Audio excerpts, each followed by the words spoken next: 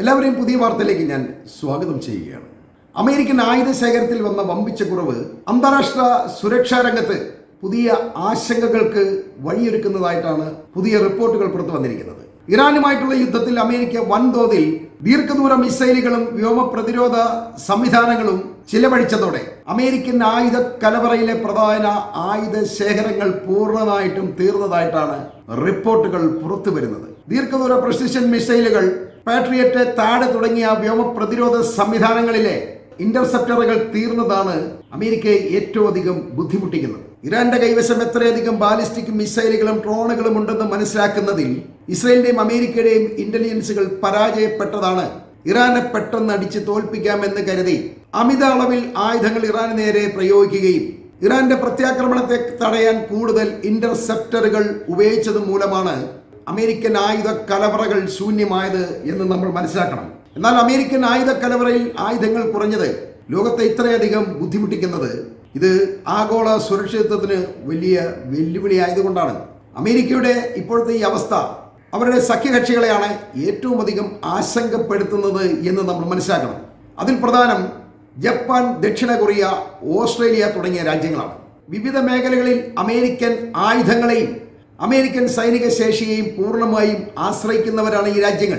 അമേരിക്കയുടെ ആയുധ ശേഖരത്തിൽ വന്ന സമ്മർദ്ദം തങ്ങളുടെ രാജ്യത്തിന്റെ സുരക്ഷയെ കാര്യമായി ബാധിക്കുമെന്ന് ഇവർ ഭയപ്പെടുന്നു. സൗത്ത് കൊറിയയുടെ സുരക്ഷയിൽ അമേരിക്കയ്ക്ക് നിർണായക പങ്കാണുള്ളത്.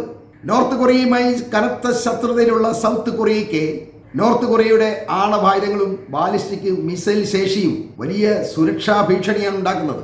അമേരിക്കയുടെ കൺവെൻഷണൽ ആയുധശേഷിയോടൊപ്പം അമേരിക്ക നൽകുന്ന ന്യൂക്ലിയർ അംബ്രലയും ദക്ഷിണ കൊറിയയുടെ സുരക്ഷയുടെ പ്രധാന ഭാഗമാണ്.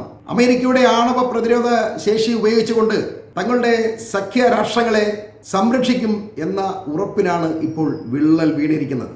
ഇറാനുമായിട്ടുള്ള യുദ്ധം മൂലം അമേരിക്കയുടെ ആയുധശേഷിയിലുണ്ടായ കുറവ് ഉടനെയെങ്ങും പരിഹരിക്കാൻ കഴിയാത്ത സാഹചര്യമുള്ളതിനാൽ അമേരിക്കയുടെ ദീർഘകാല സുരക്ഷാ ഉറപ്പിനെക്കുറിച്ചുള്ള ചർച്ചകൾ ഈ സഖ്യകക്ഷികളുടെ സൈനിക കേന്ദ്രങ്ങളിൽ ഇപ്പോൾ സജീവമായിട്ട് നടക്കുന്നുണ്ട്. ദക്ഷിണ കൊറിയയ്ക്ക് സ്വന്തമായി ആണവ പ്രതിരോധ ശേഷി വേണമെന്ന ആവശ്യം നേരത്തെ തന്നെ അവരുടെ രാഷ്ട്രീയ ചർച്ചകളിൽ ഉണ്ടായിട്ടുണ്ട്. എന്നാൽ അമേരിക്ക അതിന് അനുവദിക്കാത്തതാണ് അവരെ ഇപ്പോൾ വല്ലാതെ ബുദ്ധിമുട്ടിലാക്കിയിട്ടുള്ളത്. ഉത്തര കൊറിയയുടെ ഭീഷണി അവർക്ക് മേൽ ഇപ്പോൾ വർദ്ധിച്ചിരിക്കുകയാണ്. അമേരിക്കയ്ക്ക് പ്രതിരോധിക്കാൻ കഴിയില്ല എന്നറിയുമ്പോൾ ഉത്തര കൊറിയ ആ ഭീഷണി കൂടുതൽ വർദ്ധിപ്പിക്കുകയും വേണ്ടി വന്നാൽ ഈ അവസരം ഉപയോഗിച്ചുകൊണ്ട് ദക്ഷിണ കൊറിയയെ അടിച്ചമർത്താനും അവർ ശ്രമിക്കുമെന്ന ഭയം ദക്ഷിണ കൊറിയയുടെ ഉള്ളിൽ വല്ലാതെ ഉണ്ടായിട്ടുണ്ട്. അതുകൊണ്ട് തന്നെ ഈ സാഹചര്യത്തിൽ ദക്ഷിണ കൊറിയ സ്വന്തമായി ആണവായുധം നിർമ്മിക്കാൻ സാധ്യതയുണ്ട് എന്ന നിഗമനമുണ്ട്. ഇത് പെട്ടെന്നൊരു ദിവസം കൊണ്ടുണ്ടാകുന്നതൊന്നുമല്ല ആണവായുധം, എങ്കിലും അവർ അതിന് ശ്രമിച്ചേക്കും എന്ന് പൊതുവെ അഭിപ്രായമുണ്ട്. ഇതിലും കഷ്ടമാണ് ജപ്പാന്റെ അവസ്ഥ എന്ന് പറയേണ്ടതുണ്ട്. അമേരിക്കയുടെ പ്രധാന സഖ്യരാജ്യമായ ജപ്പാൻ ചൈനയുടെ സൈനിക വളർച്ചയും ഉത്തര കൊറിയയുടെ ആണവ മിസൈൽ ശേഷിയും റഷ്യയുടെ സൈനിക പ്രവർത്തനങ്ങളുമൊക്കെ വളരെ ശക്തമായി നിരീക്ഷിച്ചു വരുന്ന ഒരു രാജ്യമാണ്. 1945 ഒരു ആണവായുധ ആക്രമണം നേരിട്ട രാജ്യമാണ് ജപ്പാൻ. അതുകൊണ്ട് തന്നെ ജപ്പാനിൽ ആണവായുധത്തെക്കുറിച്ചുള്ള ചർച്ചകൾ വളരെ സെൻസിറ്റീവാണ് എന്ന് നമ്മൾ മനസ്സിലാക്കണം. എന്നാൽ ഇപ്പോൾ ലോകത്ത് മാറിക്കൊണ്ടിരിക്കുന്ന സുരക്ഷാ സാഹചര്യത്തിൽ ജപ്പാന്റെ പ്രതിരോധ നയത്തിലും വലിയ മാറ്റങ്ങൾ ഉണ്ടാകുന്നുണ്ട്. അവരും ആണവശേഷി നേടണം എന്ന ഒരു നിർബന്ധ ബുദ്ധിയിൽ ചിന്തിച്ചു തുടങ്ങിയിട്ടുണ്ട്. ഇങ്ങനെ അമേരിക്കയുടെ സഖ്യകക്ഷികൾ അമേരിക്കയെ ആശ്രയിക്കാതെ സ്വന്തമായി ആണവായുധവും മറ്റ് മിസൈൽ പദ്ധതികളും ഡ്രോൺ നിർമ്മാണവും ഒക്കെ ആരംഭിക്കാൻ ശ്രമിക്കുന്നത് ലോകനാശത്തിന് കാരണമാകുമെന്ന വിലയിരുത്തൽ ലോകത്തെമ്പാടുമുണ്ട്. എല്ലാവരും അവരവര് ആയുധങ്ങൾ ഉണ്ടാക്കി വെച്ച് കഴിഞ്ഞാൽ ഏതെങ്കിലും ഒരു പ്രാന്തൻ പ്രസിഡന്റ് രാജ്യത്ത് വന്നു കഴിഞ്ഞാൽ അവരുടെ കയ്യിൽ ആണവായുധം ഉണ്ടെങ്കിൽ അത് ലോകത്തിന് വലിയ നാശമാകും ഉണ്ടാക്കുക. ഇതുകൊണ്ട് തന്നെയാണ് അമേരിക്ക മറ്റു രാജ്യങ്ങളെ കൊണ്ട് ആണവായുധം ഉണ്ടാക്കാൻ അനുവദിക്കാത്തതും അതിനെതിരായി ശക്തമായി പ്രതിരോധം തീർക്കുന്നതും. പിന്നെ അമേരിക്കൻ കസ്റ്റഡിയിലുള്ള രാജ്യങ്ങൾക്ക് മാത്രം അമേരിക്ക ആണവായുധം കൈമാറുന്നുണ്ട്. അതും കർശനമായ നിബന്ധനയോടെയാണ് അവരത് ചെയ്യുന്നത്. പക്ഷെ അമേരിക്ക തന്നെ അപകടകാരിയായി മാറുന്നത് കൊണ്ടാണ് അമേരിക്കയെ എതിർക്കേണ്ടി വരുന്നത്. അതല്ലെങ്കിൽ ഒരു തലതൊട്ടപ്പനുള്ളത് എപ്പോഴും നല്ലത് തന്നെയാണ്.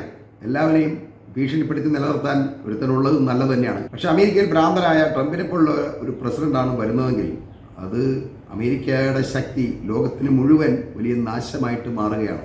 അത് നമ്മൾ കണ്ടുകൊണ്ടിരിക്കുകയാണ്. ഒരു കാര്യമില്ലാതെ മിഡിൽ ഈസ്റ്റിൽ വന്ന് യുദ്ധം ചെയ്യുകയും ഇറാന്റെ വെക്കിട്ട് കയറുകയൊക്കെ ചെയ്തതുകൊണ്ടാണ് ഇപ്പോൾ ഇങ്ങനെയൊക്കെ സംഭവിച്ചിട്ടുള്ളത്. സ്വന്തമായി ആയുധശേഷി നേടുന്ന രാജ്യങ്ങൾ അമേരിക്കൻ ആശ്രയത്വത്തെ കൈവിടുന്നതോടെ ലോകത്ത് അമേരിക്ക പുലർത്തിയിരുന്ന ആധിപത്യം 5 വർഷം കൊണ്ട് പൂർണ്ണമായും അവസാനിക്കും എന്ന ചില നിഗമനങ്ങളുമുണ്ട്. അത് ചിലപ്പോൾ സംഭവിച്ചേക്കാം. ഇറാൻ യുദ്ധം ഇതിനകം തന്നെ മറ്റൊരു പ്രധാന യാഥാർത്ഥ്യം ലോകത്തെ ബോധ്യപ്പെടുത്തിയിട്ടുണ്ട് എന്ന് നമ്മൾ മനസ്സിലാക്കണം. അത് ആധുനിക യുദ്ധത്തിൽ ഒരു രാജ്യത്ത് അവരുടെ കയ്യിലുള്ള ആയുധങ്ങളുടെ എണ്ണം മാത്രമല്ല നിർണായകം, അതിലുപരി അവ എത്ര വേഗത്തിൽ ഉപയോഗിക്കുന്നു എന്നുള്ളതാണ്. തന്നെയുമല്ല, ആയുധങ്ങൾ പ്രയോഗിച്ച് അത് തീരുന്നതനുസരിച്ച് വീണ്ടും പുതിയത് നിർമ്മിക്കാൻ അവർക്ക് കഴിയുകയും വേണം. അതിനാവശ്യമായ റോ മെറ്റീരിയൽസ്, കോമ്പണൻസ്, പിന്നെ പ്രൊഡക്ഷൻ ഫെസിലിറ്റീസ്, ഇതെല്ലാം അവരുടെ കൈവശം വളരെ സജ്ജമായിരിക്കണം. എന്നിട്ടേ യുദ്ധത്തിന് ഇറങ്ങാവൂ എന്ന പാഠമാണ് ഇറാൻ ലോകത്തിന് പഠിപ്പിച്ചു കൊടുക്കുന്നത്. അല്ലാതെ കുറച്ച് ആയുധങ്ങൾ മാത്രം കൈവച്ചുകൊണ്ട് മറ്റു രാജ്യങ്ങളിലെ മെക്കിട്ട് കയറാൻ പോയി കഴിഞ്ഞാൽ അവരുടെ ശക്തി എത്രയാണെന്ന് നമുക്കൊരിക്കലും തിരിച്ചറിയാൻ കഴിയില്ല. അവർ എങ്ങനെയാണ് റിയാക്ട് ചെയ്യുന്നത് എന്ന് പറയാൻ കഴിയില്ല. അമേരിക്കയ്ക്ക് ഇപ്പോൾ സംഭവിച്ചത് തന്നെയാണ്. ഇറാനെ അൺഎസ്റ്റിമേറ്റ് ചെയ്തുകൊണ്ടാണ് അവർ യുദ്ധത്തിനിറങ്ങിയത്. അത് തന്നെയാണ് അമേരിക്കയ്ക്ക് ഇപ്പോൾ സംഭവിച്ചിരിക്കുന്ന പരാജയം. നേരത്തെ അഫ്ഗാനിസ്ഥാനിലും ഇറാഖിലും അല്ലെങ്കിൽ ലിബിയയിലും പോയി യുദ്ധം ചെയ്ത അതേ അവസ്ഥയല്ല ഇപ്പോൾ ഇറാനിൽ സംഭവിച്ചിരിക്കുന്നത്. ദുർബല രാജ്യങ്ങളുടെ മേൽ അമേരിക്കയ്ക്ക് എന്ത് ചെയ്യാൻ കഴിയും? എന്നാൽ അമേരിക്കയ്ക്കൊപ്പം നിൽക്കുന്നതോ അതല്ലെങ്കിൽ അമേരിക്കയേക്കാൾ ഒരുപടി മുന്നിലാണ് ഇറാൻ എന്ന് തെളിയിച്ചുകൊണ്ടാണ് ഇപ്പോൾ ഈ മിഡിൽ ഈസ്റ്റ് യുദ്ധം മുന്നോട്ട് പോയിക്കൊണ്ടിരിക്കുന്നത്. അമേരിക്കയ്ക്ക് ഒരു വിധത്തിലും തലപൊക്കാൻ കഴിയാത്ത രീതിയിൽ അവർ അടിച്ചൊതുക്കിയിരിക്കുകയാണ്. ഉക്രൈൻ യുദ്ധത്തിന് പിന്നാലെ യൂറോപ്പ് നേരിട്ട യുദ്ധോപകരണ ഷോർട്ടേജ് ചർച്ചകൾ ഇങ്ങനെ സജീവമായിട്ടിരിക്കുമ്പോൾ ഇപ്പോൾ അതിന് പിന്നാലെ നടന്ന ഇറാൻ അമേരിക്ക യുദ്ധവും ഇപ്പോൾ ആയുധ ശേഖരത്തിൻ്റെ ശേഷിയെക്കുറിച്ചുള്ള ചർച്ചകൾ സജീവമാക്കിയിരിക്കുകയാണ്. അമേരിക്കയെ സംബന്ധിച്ച് ഒരേ സമയം മിഡിൽ ഈസ്റ്റിലും യൂറോപ്പിലും ഏഷ്യ പസഫിക് മേഖലയിലുമെല്ലാം അവരുടെ സൈനിക താൽപ്പര്യങ്ങൾ സംരക്ഷിക്കേണ്ടതുണ്ട്. ഇത് അമേരിക്കയുടെ സാമ്പത്തിക നിലനിൽപ്പിന്റെ വരെ പ്രശ്നമാണ്. ഇതിനൊപ്പം ചൈനയെ നേരിടാനുള്ള സൈനിക ശേഷിയും സ്വയം അമേരിക്ക കൈവരിക്കുകയും ചെയ്യണം. തന്നെയുമല്ല, സഖ്യരാജ്യങ്ങൾക്ക് ആയുധങ്ങൾ നൽകേണ്ട ഉത്തരവാദിത്വവും അമേരിക്കയുടെ മേലാണുള്ളത്. ഇതെങ്ങനെ സാധ്യമാകും എന്ന ചോദ്യമാണ് അമേരിക്കൻ പ്രതിരോധ മന്ത്രാലയം നേരിടുന്ന ഏറ്റവും വലിയ പ്രശ്നം എന്ന് നമ്മൾ മനസ്സിലാക്കണം. ഇതോടെ അമേരിക്കൻ പ്രതിരോധ വ്യവസായത്തിന്റെ ഉൽപാദന ശേഷി വീണ്ടും വലിയ അന്താരാഷ്ട്ര പ്രശ്നമായി മാറിയിരിക്കുകയാണ്. ഇതിലെല്ലാം ഉപരി ഉക്രൈനെയും ഇസ്രയേലിനെയും സാമ്പത്തികമായും സൈനികമായും സഹായിക്കുകയും അതിനൊപ്പം തന്നെ ഇറാനെ കൂടി നേരിടേണ്ടി വരികയും ചെയ്തതോടെ അമേരിക്കൻ സാമ്പത്തിക രംഗം വലിയ മാന്ദ്യത്തിലാണുള്ളത്. ഇങ്ങനെ ബുദ്ധിമുട്ടുമ്പോഴാണ് എത്ര കൊടുത്താലും തികയാത്ത സൈനിക ചെലവുകൾ നിയന്ത്രിക്കാൻ അമേരിക്കയ്ക്ക് കഴിയാതെ വരുന്നത്. കാരണം നിരന്തരം മിഡിൽ ഈസ്റ്റിൽ നിന്നും അവർക്കിങ്ങനെ പണം ചോർന്നുകൊണ്ടിരിക്കുകയാണ്. ഇതൊരു വല്ലാത്ത സമ്മർദ്ദമാണ് അമേരിക്കയ്ക്ക് ഉണ്ടാക്കിയത്. ഇറാനുമായിട്ടുള്ള യുദ്ധം തീർത്തും പരാജയമാണെന്ന് ട്രംപ് മനസ്സിലാക്കിയിട്ടും അവിടെ നിന്നും യുദ്ധോപകരണങ്ങൾ പിൻവലിച്ചുകൊണ്ട് യുദ്ധത്തിൽ നിന്നും പിന്മാറാൻ അമേരിക്ക തയ്യാറാവാത്തത് ഇറാനോടുള്ള പരാജയത്തെക്കാൾ കൂടുതൽ ദുരിതങ്ങളും സാമ്പത്തിക ദുരന്തങ്ങളും അവർക്ക് പിന്നീട് വരുത്തി വെക്കും എന്ന ഒരു ഭയം ഉള്ളിൽ ഇങ്ങനെ തിളയ്ക്കുന്നത് കൊണ്ടാണ്. യുദ്ധപരാജയം നേരിട്ട അമേരിക്കയുടെ സംരക്ഷണവും ആയുധങ്ങളും ആരും വാങ്ങാൻ തയ്യാറാവില്ല എന്നുള്ളതാണ് അതിൽ ഒന്നാമത്തേത്. പിന്നെ മിഡിൽ ഈസ്റ്റിൽ നിന്നും ഇപ്പോൾ പെട്രോ ഡോളർ അപ്രത്യക്ഷമായിക്കൊണ്ടിരിക്കുകയാണ്. മറ്റ് കറൻസികളും മിഡിൽ ഈസ്റ്റ് രാജ്യങ്ങൾ സ്വീകരിക്കാൻ തുടങ്ങിയിരിക്കുന്നു. നേരത്തെ അങ്ങനെ ആയിരുന്നില്ല. ഡോളറിൽ മാത്രമേ വിനിമയം നടത്താവൂ എന്നൊരു നിയമമാണ് ഉണ്ടായിരുന്നത്. ഇന്നിപ്പോൾ അത് മാറിയിരിക്കുകയാണ്. അമേരിക്കയുടെ സംരക്ഷണം വേണ്ട എന്ന് മിക്ക മിഡിൽ ഈസ്റ്റ് രാജ്യങ്ങളും ഇപ്പോൾ പറഞ്ഞു കഴിഞ്ഞു.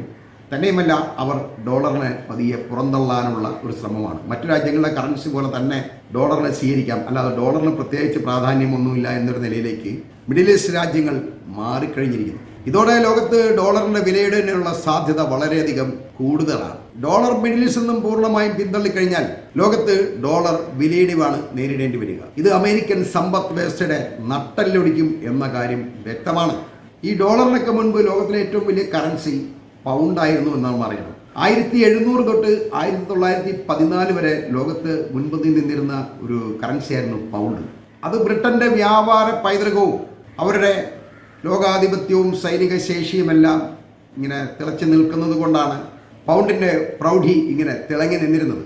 എന്നാൽ ബ്രിട്ടീഷ് സാമ്രാജ്യത്തിന്റെ തകർച്ചയോടെ പൗണ്ടും അപ്രത്യക്ഷമായി. അതേ അവസ്ഥ ഡോളറിനും സംഭവിക്കുമെന്നാണ് ലാറി സമ്മേഴ്സ്, നോറിൽ റബ്ബിനി പോലുള്ള ലോകത്തിലെ ഏറ്റവും മുൻപന്തിയിൽ നിൽക്കുന്ന സാമ്പത്തിക വിദഗ്ധർ തന്നെ പറയുന്നത്. ജപ്പാനും ദക്ഷിണ കൊറിയയൊന്നും ഇപ്പോൾ അമേരിക്കയുടെ സുരക്ഷാ സംവിധാനത്തിൽ നിന്നും പിന്മാറിയിട്ടൊന്നുമില്ല. ഇപ്പോൾ അവർ ആണവായുധം നിർമ്മിക്കാനൊന്നും ആരംഭിച്ചിട്ടുമില്ല. എന്നാൽ അത് ഉടൻ തന്നെ സംഭവിക്കും എന്നാണ് പറയപ്പെടുന്നത്. ഇറാൻ അമേരിക്കയ്ക്ക് ഏൽപ്പിച്ച മുറിവും അതിൻ്റെ പ്രത്യാഘാതവും മിഡിൽ ഈസ്റ്റിലെ അതിർത്തിക്കുള്ളിൽ മാത്രം ഒതുങ്ങാതെ അമേരിക്കൻ ആയുധ നിർമ്മാണം, സഖ്യരാജ്യങ്ങളുടെ സുരക്ഷ, ഏഷ്യയിലെ സൈനിക സന്തുലനം, അതോടൊപ്പം ലോകത്തെ ആണവായുധ വ്യാപനത്തിന്റെ ഭാവി എന്നുള്ളതിലേക്കൊക്കെ വളരെ വേഗത്തിൽ വ്യാപിക്കുകയാണ്. ഇതാണിപ്പോൾ അന്താരാഷ്ട്ര സുരക്ഷാ രംഗത്ത് ഏറ്റവും ശ്രദ്ധേയമായ മാറ്റങ്ങളിലൊന്നായി വിലയിരുത്തപ്പെടുന്നത്. ഇറാന്റെ അജയ്യതയുടെ രഹസ്യം ഒരു ഇന്റലിജൻസിനും പിടികൊടുക്കാതെ തുടരുന്നത് അവരുടെ കുശാഗ്ര ബുദ്ധിയുടെ അടയാളമാണ് എന്ന് പറയാതിരിക്കാൻ കഴിയില്ല. ഈ വാർത്തകൾ ഞാനിവിടെ അവസാനിപ്പിക്കുകയാണ്.